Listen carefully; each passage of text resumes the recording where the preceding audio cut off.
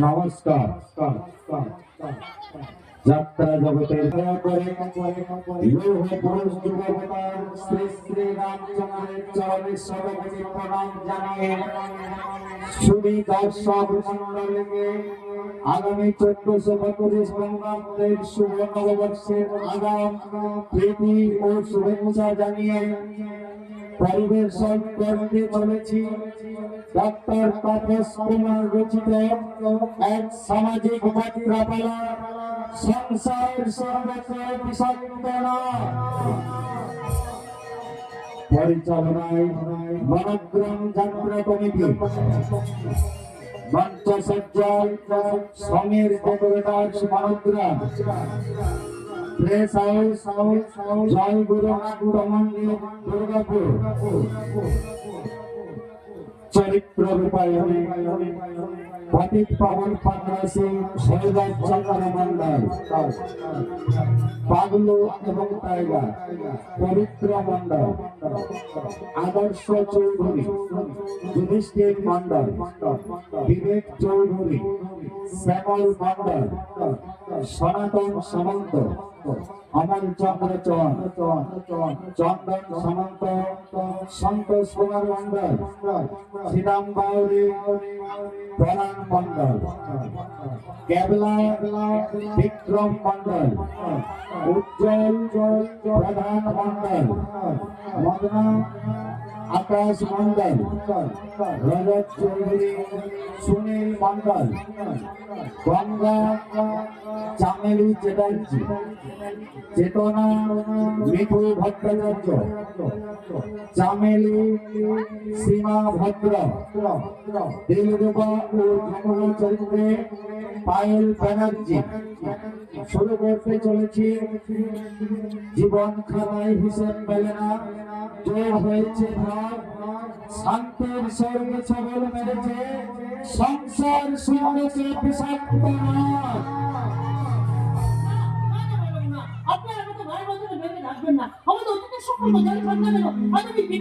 আমার স্বামী আছে,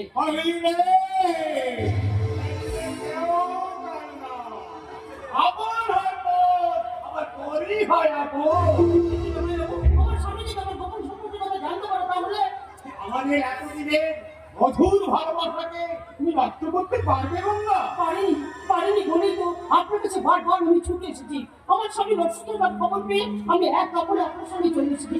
কিন্তু আমার স্বামী অসুস্থ হয়ে যে নার্সিং হোমে ভর্তি আছে, আপনি আমাকে সেখানে না নিয়ে গিয়ে আপনি আমাকে হোটেল সম্রাটে তুলেছি, তাই তো? কেন দেবেন বাবু?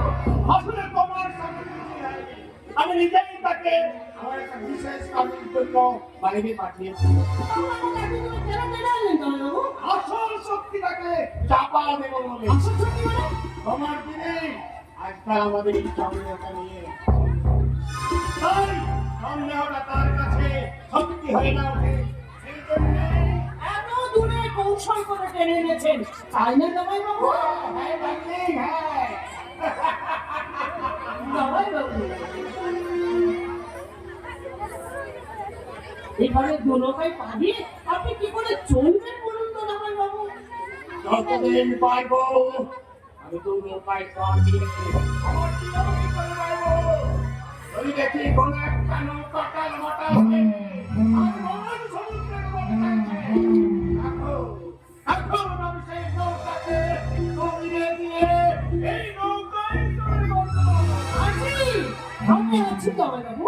লক্ষ্য কাণ্ডের মতো আপনি দোলকায় পা দিয়ে চলতে না পারলেও আমি কিন্তু আমার দোলকায় পা দিয়ে প্রেমের তরি চিরকালের জন্য ভাসাবো। চলো না চলে যা ওই শুধু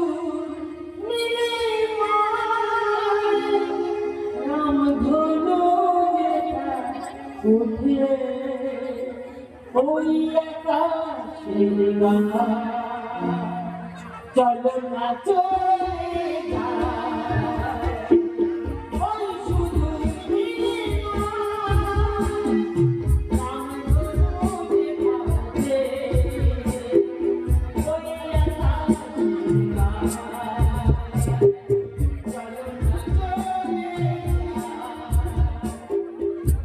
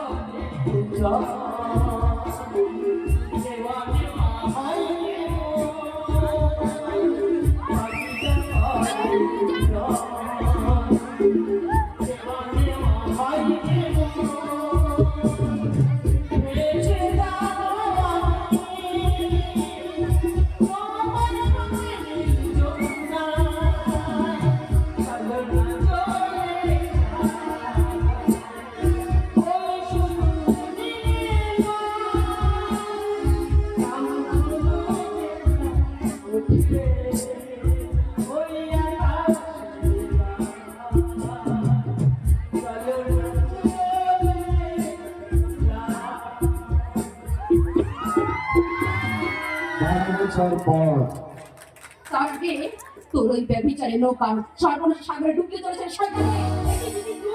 হ্যাঁ আমি, হ্যাঁ রে শয়তানি আমি। তুই যেভাবে ব্যভিচারের সঙ্গে আমার সংসারটা ভাঙতে লেগেছিস, তুই কি জানিস এই লোকটা তোর সংসার থেকে ভাঙতে চলেছে?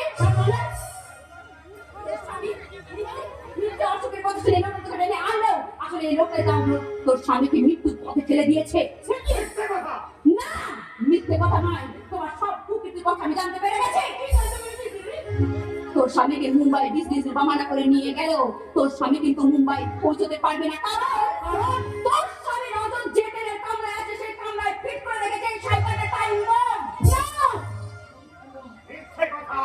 তাই বলছি আর দেরি না, চল না এইসব সুখের আশা ছেড়ে দিই, চল না আমরা পুলিশের কাছে যাই। হ্যাঁ, পুলিশের কাছে গেলে হয়তো খুব শীঘ্র গান ট্রেনে কাজ করে যেতে পারি, আর হয়তো রতনের জীবনটা বেঁচে যেতে পারে। চল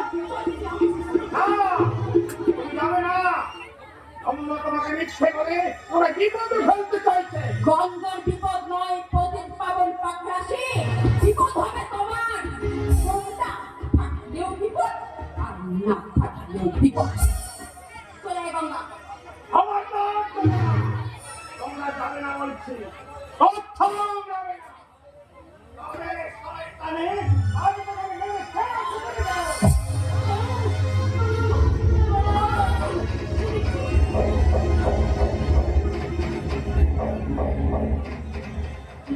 আপনি কি করবেন দাদাবাবু?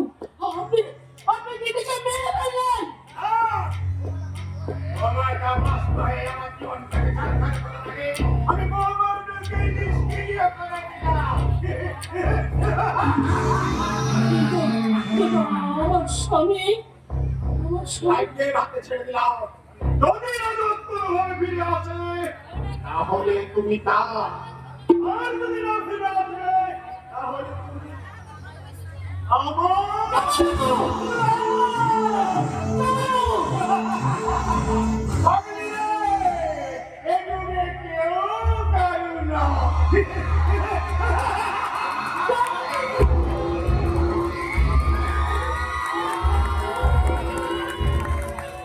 এরপর 12টা বছর পর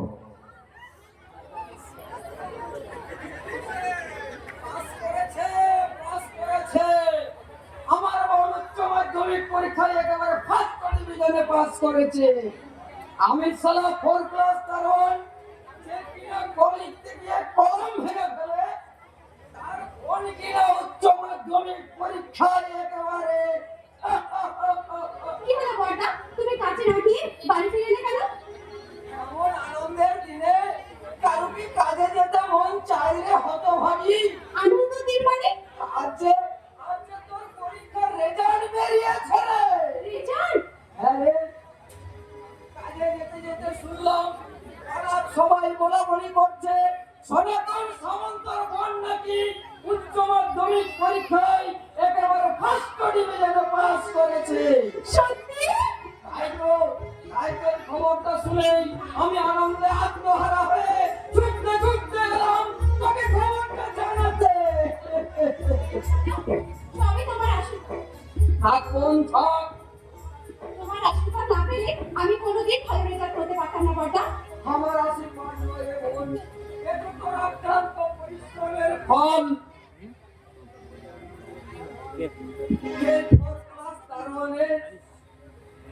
সস্তা আশীর্বাদে কখনো এত বড় পরীক্ষার বৈতরণী পার হওয়া যায় রে পাগলি।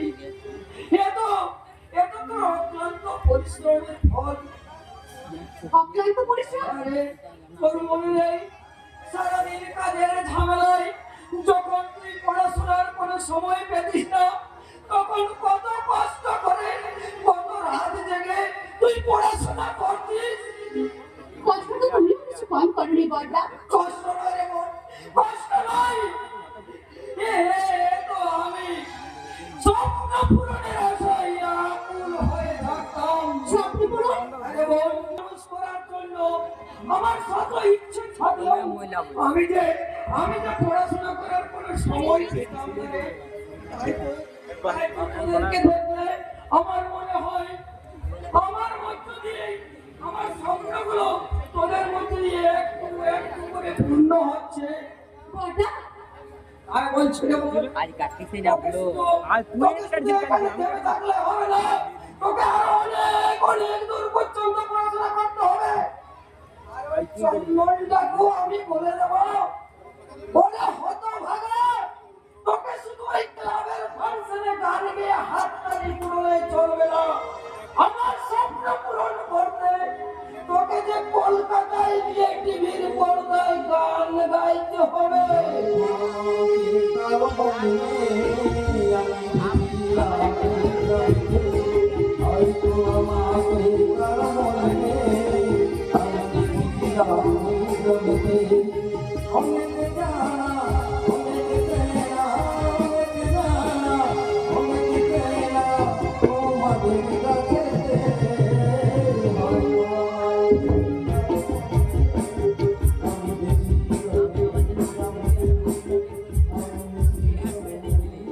দাদা দাদা দাদা দাদা চন্দন, অডিশনে আমি পাস করে গেছি দাদা। তোমার স্বপ্ন পূর্ণ করতে আমি খুব শীঘ্রই টিভির পর্দায় গান গাইবো। সেই সংবাদটা আমরা অনেক আগে জেনে গেছি রে ছোটদা। তাই নাকি? হ্যাঁ রে ছোটদা, সেই সঙ্গে তোকে আরেকটা আনন্দের সংবাদ আমি শোনাবো। কি সংবাদ?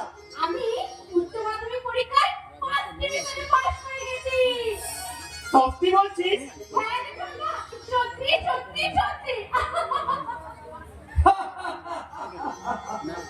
ফোর ক্লাস তরুণ সনাতন সামন্ত, জীবনের পরীক্ষায় বিধাতা তোমায় বারে বারে ফেল করিয়ে দিল। আজকে তুমি পাস করে গেছো, কর্তব্যের পরীক্ষায় একেবারে পাশে পাস। দাদা যে সনাতন দারুণ লিখতে গিয়ে কলম ভেঙে ফেলে তার বোন পরীক্ষায় ফার্স্ট ডিভিশনে পাস করেছে, তার আরেক ভাই টিভির পর্দায় গান গাইবে, এ কি আমার কাছে কম আনন্দের কথা রে ভাই? আচ্ছা আচ্ছা চন্দন, কবে কবে তুই টিভির পর্দায় গান গাইবি? আমার যে আর কাজ হয়েছে না রে ভাই। টিভিতে গান গাওয়ার ব্যাপারে এখনো কিছু অসুবিধা আছে দাদা। অসুবিধা? কিসের অসুবিধা রে ভাই? অডিশনে যখন একবার পাস করে গেছিস তখন আর কিসের অসুবিধা? না মানে যারা অডিশনে পাস করেছে তাদের প্রত্যেককেই বেশ কয়েকদিনের জন্য মানে ওই কলকাতাতে থাকতে হবে। আরে হতভাগা, আমাদের দুই ভাই বোনকে ছেড়ে দিয়ে মাত্র কয়েকটা মাস তুই ওই কলকাতায় থাকবি বলে মন খারাপ করছিস? ওরে বোকা, জীবনে বড় হতে গেলে কয়েকটা মাস নয়, প্রয়োজন হলে কয়েকটা বছর তুই ওই কলকাতাতে পড়ে থাকবি। না মানে তার জন্য থাকা খাওয়া আর স্পেশাল ট্রেনিং বাবদ বেশ কিছু টাকা লাগবে। টাকা? কত কত টাকা রে চন্দন? তা প্রায় 50,000 টাকা। 50,000 টাকা? টাকাটা অবশ্য ওরা পরে ফেরত দিয়ে দেবে। কিন্তু অতগুলো টাকা, তাছাড়া চামেলির কলেজে ভর্তি হওয়া, ওর বইপত্র কেনা, এর জন্য তো কিছু টাকা লাগবে রে চন্দন। বড়দা, আমি বলছিলাম কি আমি না হয় একটা বছর ড্রপ দিয়ে দেব। তোর পাগলি, তুই এরকম কথা কেন বলছিস? একটা বছর তুই ড্রপ দিয়ে দিবি এত ভালো রেজাল্ট করে? একটা বছর নষ্ট হলে তোর কত ক্ষতি হবে বলতো? আমার একটা বছর ক্ষতি হলে তেমন কিছু ক্ষতি হবে না রে ছোটদা, কিন্তু তুই যদি সুযোগটা একবার হাতছাড়া করিস, তাহলে যদি অনেক পরে ক্ষতি হয়ে যাবে রে চোরটা। তাই বলছিলাম, না না চামেলি, তোর পড়া বন্ধ করে আমি কিছুতেই গান গাইতে দিতে পারবো না। তাই আমি এই অডিশনের এই সুযোগটা ছেড়েই দিলাম। না রে চোরটা না, ও কথা তুই বলিস না। বাবা, তুমি চোরটাকে একটু বুঝিয়ে বলো। তাই আমিও বলছিলাম রে চন্দন, না দাদা, এরপর তুমি আর কোনো কথা বলবে না। নিশ্চয় বলবো। আমি তোদের বড় দাদা, প্রতিবার শেষ কথাটা আমি বলে এসেছি, আর আজও বলছি। প্লিজ দাদা, আজ তুমি আমাকে কোনো কথা বলবে না। কর্তব্যের দাবি সাজাতে গিয়ে বারে বারে আমি তোমাকে নিঃশব্দ দেব না। তাই আজ আমি চললাম ওই অডিশন থেকে নামটা তুলে নিতে। যাস না রে চন্দন, আমার কথা শোন।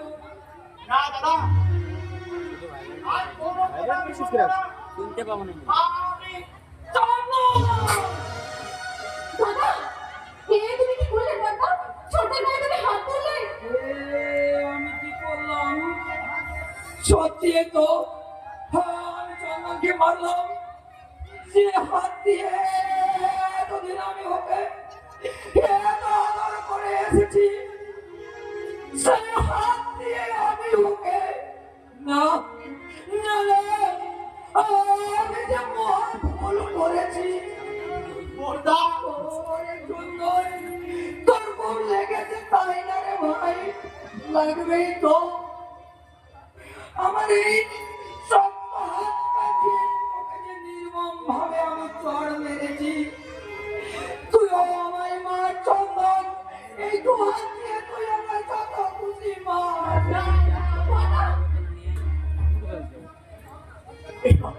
এভাবে তুমি আমাকে মহাভারতের হাতে ছাড়িয়ে দেবে বর্দা। তোমার গায়ে হাত তোলা মানে আমার যেন মৃত্যু হয় দাদা, আমার যেন মৃত্যু হয়। এ কথা বলিস না। তোদের দুটি ভাই বোনের দিকে তাকিয়ে যে আমি বেঁচে আছি রে ভাই। তাই তো তোদেরকে পড়তে দেখলে আমি যে অনেক আনন্দ পাই। তাই তো বলছি চন্দন, তুই দূরদর্শনে গান গাই, তুই কলকাতাতে যা। কিন্তু এত টাকা তুমি কোথায় পাবে বর্দা? তাছাড়া চামেলির পুরো বন্ধ করে কে কে বলেছে তোকে যে চামেলির পড়া বন্ধ থাকবে? কিন্তু তার জন্য তো অনেকগুলো টাকার প্রয়োজন দাদা। আরে সে কথা তোরা ভাবছিস কেন? আমি তো তোদের বড় দাদা। আমি যেখান থেকে পারি, যেমন করে পারি, ঠিক আমি সমস্ত টাকা জোগাড় করবো। বর্দা, হ্যাঁ হ্যাঁ, নির্দিষ্ট সময়ে চামেলি কলেজে ভর্তি হবে। আর চন্দ্র নির্দিষ্ট দিনে টিভির পর্দায় গান গাইবে। অপূর্ব, ভাই বোনের প্রতি আপনার গভীর ভালোবাসা দেখে আমি অবাক হয়ে ভাবছি, আজকের দিনে পৃথিবীতে এমন দাদা আছেন যিনি ভাই বোনের সুখ আর শান্তির জন্য নিজের সর্বস্ব ফিরে দিতে পারেন। সত্যি তুই ভাগ্যবান চন্দ্র, এমন নেতৃত্ব তোমার ভাই সব